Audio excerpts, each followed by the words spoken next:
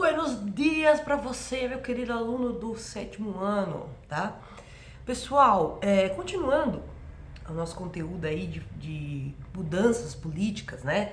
Lembrando aqui o nome da aula, inclusive, seria Mudanças da Política, Centralização do Poder, aula 10. Só que hoje a gente vai começar a partir da página 197, tá? Primeiramente, a gente vai falar um pouquinho sobre o que os reis de fato estavam fazendo, né? Como eles de fato centralizaram o poder na mão deles. Não foi um movimento espontâneo. A população virou e falou assim: queremos ser controlados por um rei, né? Não.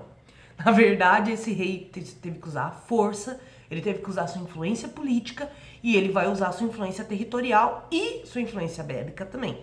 Afinal de contas, todos os reis terão um exército nacional do seu lado, né? E muito diferente dos reis feudais, não são reis que vão para a guerra, né? Eles vão ter um exército para fazer isso para eles. Isso também foi um retorno, de certa maneira, a ideias antigas. Na antiguidade, no Império Romano, o exército era especializado e isso fez com que eles tivessem várias investidas militares bem-sucedidas.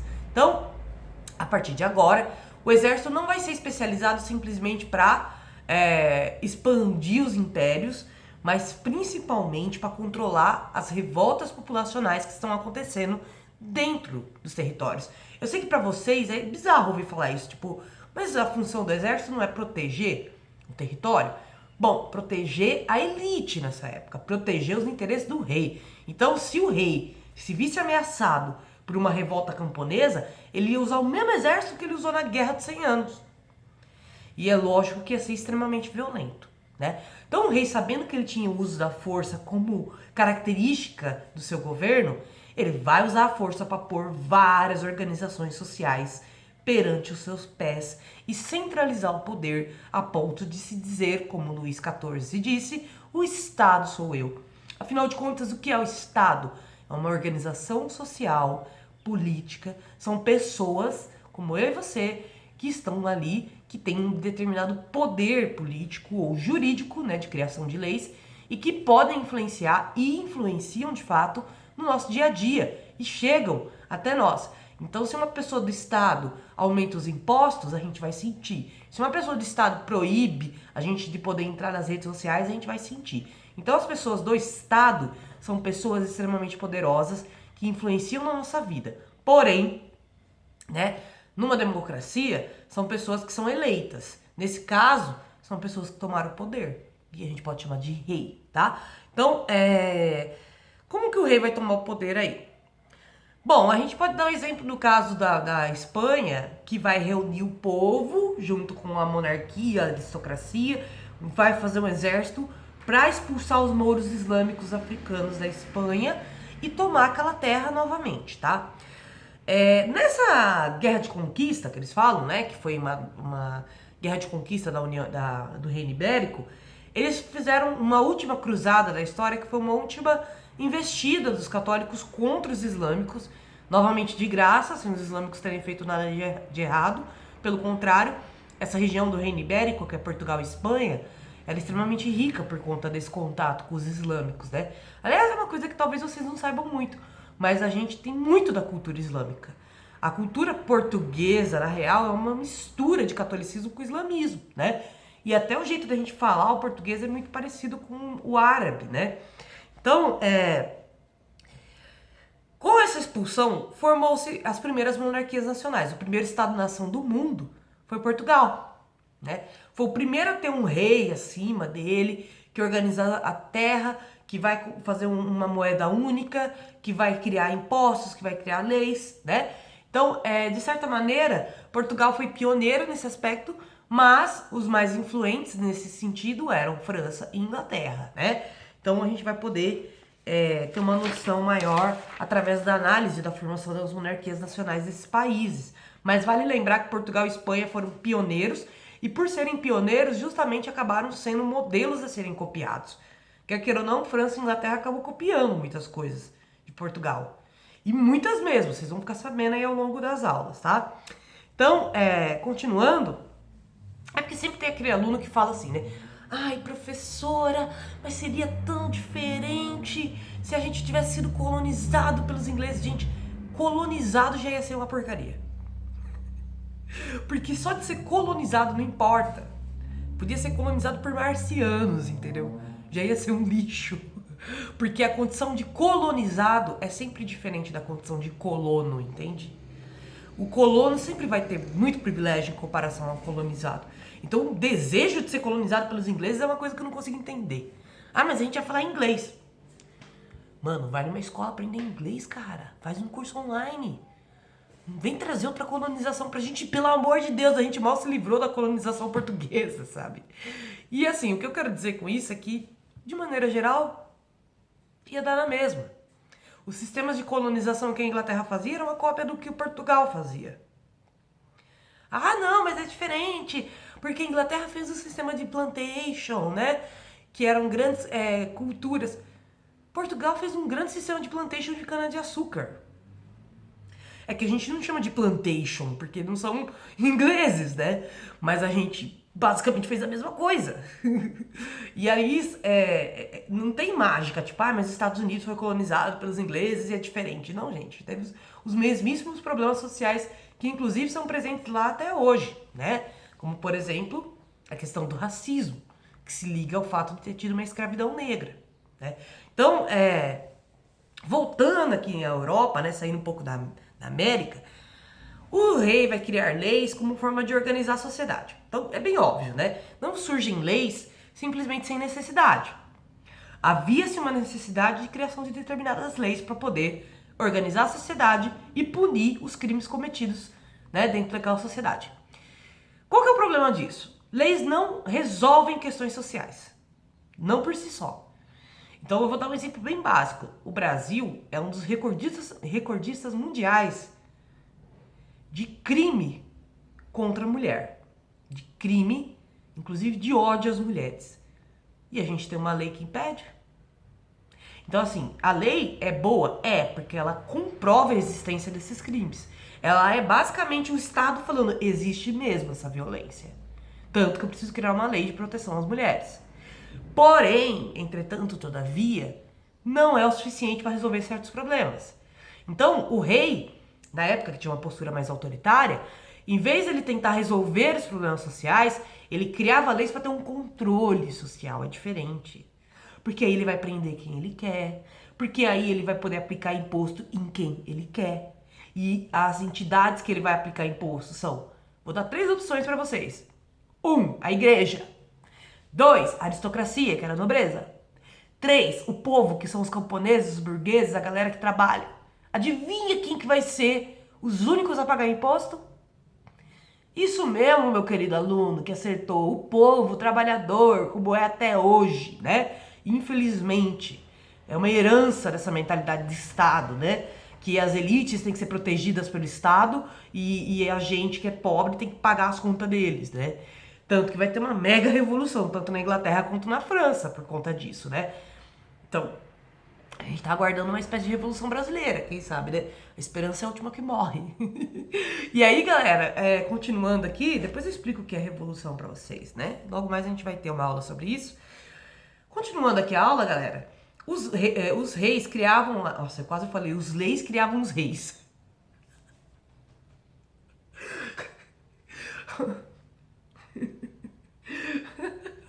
É na verdade o seguinte, os reis criavam as leis para controlar a população. E ao mesmo tempo dar uma ideia de que, olha, agora a gente está organizando a sociedade. Né? Agora já não é uma terra mais sem lei, ou cada pedacinho de terra tinha uma lei diferente. Né? Porque era ainda governada por nobres. Mas essas leis, inclusive, foram uma tentativa de frear as ações erradas dos nobres. Ou, dependendo da interpretação que você fizer, legitimadas de vez, né? Porque você tirar o imposto do nobre, ele já não precisa mais roubar as caravanas, ele não paga mais imposto. Enfim. E aí, com a criação das leis, com a criação do Exército Nacional e com a utilização de uma cultura em comum, o que seria essa cultura em comum? Ah, você fala a mesma língua que eu? Você acredita no mesmo Deus que eu? Então você também é parte do reino de Portugal, né? Oh, né? por incrível que pareça, os reis foram os primeiros líderes de Estado aí a usarem o fator cultura em comum a favor deles. Muitos outros vão fazer isso, né? Mas eles vão fazer isso para ter uma imagem de prestígio. Para o povo, mesmo que o povo come sopa de batata e o rei come um banquete de mais de 1.500 calorias, que seria referente ao que a gente come o dia inteiro, que era o que acontecia de fato. Eles comiam banquetes de mais de 3.000 calorias, enquanto o povo comia pão e sopa, né? Pois é, uma forma dele se aproximar desse povo e de ser querido por esse povo é criando uma identidade em comum.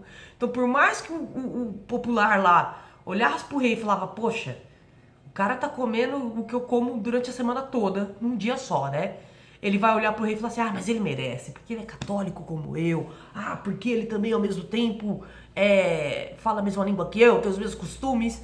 Então vai se criar toda uma espécie de reality show na vida dos reis. Tanto que, sem zoeira, galera, nessa época que eles não tinham Big Brother, Masterchef, essas outras coisas aí pra assistir, pra ficar idolatrando, a galera gostava de ver o rei na casa de férias dele. Eles gostavam de ficar vendo o rei passeando. Às vezes o rei ou a rainha saía pra passear, pra alegrar a população. Virou uma coisa meio de revista de fofoca, eu sei. Eu sei que virou uma coisa de revista de fofoca, de acompanhar a vida dos famosos. Mas era uma maneira do rei se popularizar. Então esse é o fator que separa muitas vezes os reis antigos dos reis modernos. Os reis modernos vão criar toda uma imagem de si mesmos para se popularizar nos seus reinos. Então eles vão sim fazer um projeto de nação que crie uma adoração por parte do povo, às vezes até religiosa. Tinham reis que eram retratados como santos, tá? Parece os faraós do Egito Antigo que diziam que eram deuses da terra. Nada se cria, muita coisa se copia, correto? Então, literalmente, muitos elementos da antiguidade esses reis vão trazer para si mesmos, tá? Então, basicamente, para fechar a aula de vocês, vou fazer uma leitura rápida sobre as regiões da Catalunha e o País Basco, aqui na página 199 da apostila de vocês. Na formação do Reino Espanhol, a região dos bascos foi incorporada no século XV. Quando isso ocorreu, o idioma dos reis foi definido como oficial da região. No século XVIII, Catalunha foi anexada à Espanha. Nessa ocasião, teve que adotar o espanhol como idioma, mas nunca abandonou completamente o seu. Por isso, até os dias atuais, os catalães celebram situações nas quais o seu idioma original é utilizado, como na apresentação do Neymar no Barcelona. Inclusive, a Catalunha separou da Espanha, né, recentemente. Agora voltou a ser um território livre. Então, nem todo mundo tinha essa cultura em comum. Muitos povos foram simplesmente forçados a se submeterem aos reis. Gente, nem todos os muçulmanos saíram de Portugal, por exemplo, né? Só os líderes muçulmanos, na sua imensa maioria. Então, muito muçulmano foi convertido ao catolicismo. Muito muçulmano teve que se basicamente adaptar à nova realidade, tá? E isso aconteceu aqui na Catalunha, dentre outras regiões que tinham culturas diferentes, mas que eram próximas de grandes reinos, tá? Então, a partir daí, surge o que a gente chama de estados nacionais. O que é um estado nacional? Um espaço geográfico, território, dominado por uma organização social política, que a gente chama de estado, que nesse caso eram os reis, mas que criaram uma espécie de território nacional. Então, em vez de ser aquele monte de feudo, né, fragmentado, a partir de agora vai ter o Estado Nacional da França, o Estado Nacional da Inglaterra. É a partir de agora que muitas fronteiras que a gente conhece até hoje são definidas, tá, galera? E a partir daí, cria-se uma ideia de religião oficial do Estado, língua oficial do Estado. E aí isso é perigoso, porque povos como os judeus vão ser extremamente perseguidos, porque não coincidiam, né, religiosamente com o Estado. É complicado, tá, galera? Tem muitas contradições que a gente vai descobrindo ao longo das aulas, tá? E aí é óbvio que o luxo e a riqueza era uma forma de produzir o sinônimo de poder. Então o rei se vestia de maneira diferente, chamativa. Ele tinha essa função de se vestir diferente justamente para as pessoas saberem que ele era o rei, para as pessoas identificarem ele rapidamente. E outra, a maneira de se vestir diferente e luxuosa também trazia uma ideia de se o reino da França é rico, então o rei da França tem que mostrar poder e riqueza. Fora que, dentre aqueles milhares de nobres que se tornaram aristocracias, agora, a gente não chama mais de nobre, agora é aristocracia, porque aristocracia é um grupo, uma elite de pessoas que estão próximas do rei, né? E tem privilégios, inclusive. Então, essa aristocracia também vai ter vários ornamentos, aí, diferentes maneiras de se vestir, mas existem cores que só a monarquia vai poder usar. No caso do Brasil, por exemplo, quando a monarquia portuguesa controlava o Brasil, eles usavam verde e amarelo. Por isso que a bandeira é verde e amarela. Por conta da família real. No caso, por exemplo, da França, a monarquia vai usar o azul, aquele azulado, né? Que vai estar presente na bandeira da França também. E dentre outras. Se eu não me engano, também na França tinha uma parte da monarquia que usava roxo. Que era uma cor que eles até proibiam os outros... Olha que loucura, eles proibiam os outros habitantes de usar a cor roxa. Porque eles falavam que só a monarquia podia usar. Então tinha umas loucuras também no meio, tá? Então, de certa maneira, cada monarquia vai se alinhando à religiosidade que lhe convém, tá, galera? Então é isso, meus queridos. Vocês vão fazer atividade 2. Vocês vão ter que organizar, pessoal, um quadro sinótico sobre os elementos mais importantes do processo da centralização do poder. Então, as causas: marginalidade, falta de organização social, os nobres estavam perdidos, perdendo seus territórios, né? A igreja não estava dando conta mais das revoltas populares. Aí vai ter aliança com o rei, com a burguesia, a formação dos estados nacionais. Quais são as consequências? A partir daí vai ter criação de leis. A partir daí vai ter criação de um território nacional, uma língua oficial, uma religião oficial. A igreja vai ter que se submeter ao rei. Olha só que coisa louca. Na Idade Média toda, os reis eram submetidos à igreja, então a igreja tinha o maior poder. Com a formação das monarquias nacionais, eles vão inverter isso. Os reis vão passar a ser... Eles vão passar a controlar a igreja, vão passar a ter poder sobre a igreja, tá? Então, quais são as consequências boas para os reis? Vai aumentar o poder deles, né? Óbvio. As não tão boas para a igreja e para a nobreza, eles vão perder o poder que eles tinham antes territorial e vão ter que se submeter ao rei, tá bom? Então é isso, meus queridos. Eu praticamente dei a resposta para vocês, mas podem escrever na palavra de vocês, tá? E aí vocês vão fazer os testes, que eu não vou dar dica nenhuma, da página 202, então atividade, página 201 e 202. Espero que vocês estejam bem. Um beijo e até a próxima.